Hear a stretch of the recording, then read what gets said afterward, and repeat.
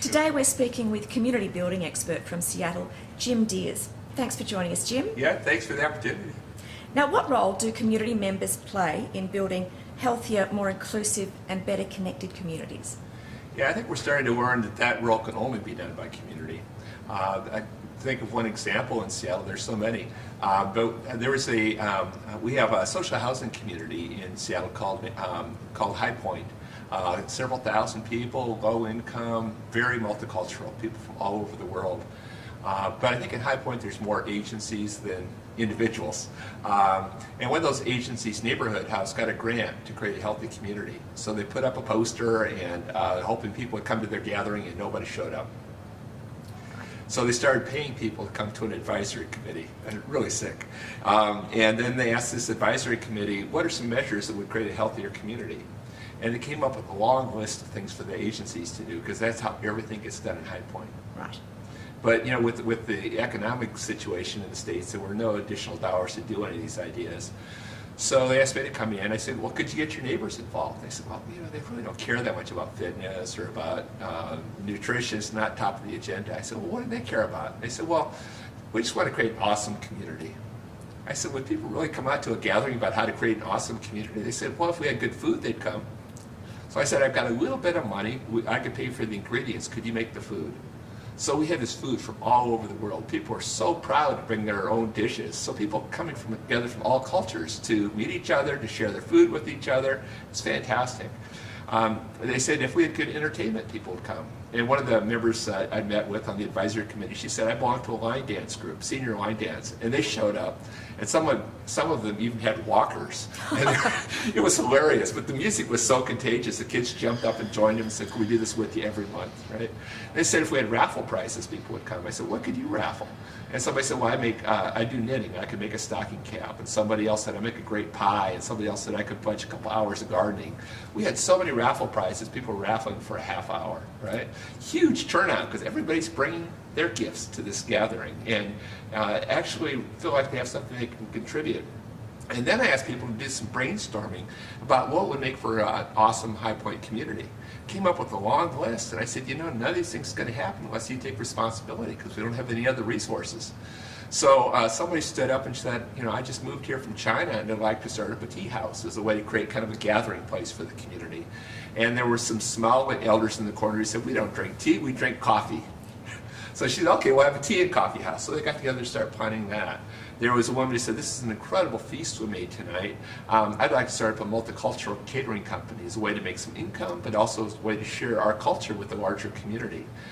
There was a young woman who said, I love to play football, but I can't play outdoor football because of my religion. I'd like to start up an indoor football league. There was somebody else who said, young boy, Solomon, 12 years old, stood up and said, I want all my friends and all the other neighborhoods to have parks and playgrounds. I want a swing set. And there were some elders in the corner who said, you know, we do regular walks around the neighborhood for exercise. We get really tired. How about if we do love to have a bench. How about if we create a... 6 months later, they came together and built that park and swing set, all with their community resources. They started up a craft group, and they're teaching crafts to each other, and they're actually making sweaters for Nicholsville, which is a homeless encampment, watching out for people who are worse off than they are. They started up a community garden. They started up a community orchard. They got the local pharmacy to stock fresh produce because there's no source of fresh produce in the neighborhood. And if you think about it, every one of those projects improved the health of the residents. But we never would have gotten there if we started with the agency's agenda, started with the health agenda. We never would have gotten there if we just focused on the needs of the community. We started focusing on their strengths. So, you know, communities are in the best position to really build community and to build health and to build inclusion. Now, you've said before, never do for communities what they can do for themselves. What are some of the things that only community can do? Well, I think when you think about it, the things we care most deeply about are probably best done by community. I could start by talking about climate change. And I don't think we're going to make it if it's just about people, it's just about creating more green technology. People actually have to use it. Yeah. And I think people only do that if they feel some sense of connection with each other and the place they share, some sense that collectively their actions are going to make a difference. Otherwise, I'm just one person on this huge planet. What difference does it make if I don't recycle, if I waste energy on one person? But it's in community that we feel some sense of accountability, some sense of responsibility, some sense that collectively our actions are going to make a difference. Right? We had one neighborhood in Seattle where they planted 1,080 street trees in one day. Wow. By involving over 1,000 residents. Then they went on and built 20 parks in 20 years in one neighborhood of 5,000 people. And then they said, well, we made our neighborhood a much better place. Now we're concerned about what's happening to the planet. So they organized an all-volunteer group called Sustainable Ballard. And they have a Sustainable Ballard Fest every summer. And the first booth you go to is an undriver's license station where you check all the ways you will not drive over the next month. And when you do get a laminated undriver's license, that entitles you to drive the shuttle bus, which is a foot-powered mobile that's going down the streets of Ballard, gets everybody's attention, gets people thinking, what can I do to get out of my car? What can I do to reduce my carbon footprint? This now has created a movement. We now have 67 of these all-volunteer organizations in neighborhoods all around Seattle and suburban communities outside Seattle, and collectively they call themselves SCALLOP, Sustainable Communities All Over Puget Sound. And it all started with those street trees 20 years ago. Incredible untapped power in our communities. Same thing with care. With the incredible economic crisis, very time people's needs are the greatest, our agencies have had the fewest resources to respond. People realize all they can really count on is each other. And really, only communities can provide care. You get services out of agencies, but only communities can provide care. Who's in a better position to raise young people than the community? And yet we've got so many people in the community complaining to government about the youth problem. It's like, whose youth are they? Crime prevention's another one. You know, police officers, you don't want communities enforcing laws, that's a role for police officers, but only communities can prevent crime. And we spend way too many resources lining up the ambulances at the bottom of the cliff when communities' job is to build the fence at the top. Huge role with crime prevention. Same with disaster response. You've certainly seen that here with the bushfires, with the floods. Both Christchurch and Colby are sister cities of Seattle's. Both places, they told me the number one lesson they learned was there's no substitute for knowing your neighbors. But often people realize it when it's too late. Health, there's studies that show health outcomes, only about 15% of health outcomes can actually be attributed to healthcare professionals. In many ways, our communities can have a much bigger impact on our health, on our behaviors that affect our health, right? On our mental health, on the social and economic and physical and environmental conditions that influence our health. Social justice, no major social change has ever come top down. Every major social change has come bottom up.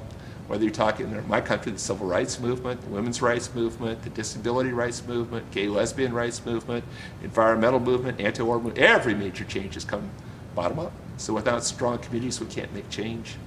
Our very democracy is dependent on strong communities. So there's absolutely no substitute for community. And so from what you're saying, it sounds as though once you get community engaged and communities taking responsibility and the community members themselves are involved, it might be a project about the environment, but you have other kinds of spin-offs, do you, where like it might also no question about it. No question about it. The key is just getting people reconnected, and particularly trying to reconnect people across our differences, creating very inclusive communities that include the young and the old and the new immigrants and the people with disabilities, all those people we've labeled by what they don't have, you know, disabled, at-risk youth, old people, non-English speaking, all have incredible gifts to give. So it's about recognizing what everybody has to bring and bringing them together. And when you rebuild that social fabric, then you get better health outcomes, you get better safety, you're more resilient, yeah. And what's your advice for those wanting to get involved in creating a healthier community and potentially applying for a Healthy Together grant here in Wyndham? Well, I guess number one advice is make it fun. This should be drudgery. You shouldn't do it unless you're having a good time at it. So think about, what are you passionate about? What would you really enjoy doing? What are you good at? And to talk to your neighbors and see if there's some common interests, so that you aren't doing it by yourself. So it really is a community effort, because that's the best way to build health, is by bringing people together. And really tapping into all those underutilized assets that are in community, particularly the gifts of all the individuals in community.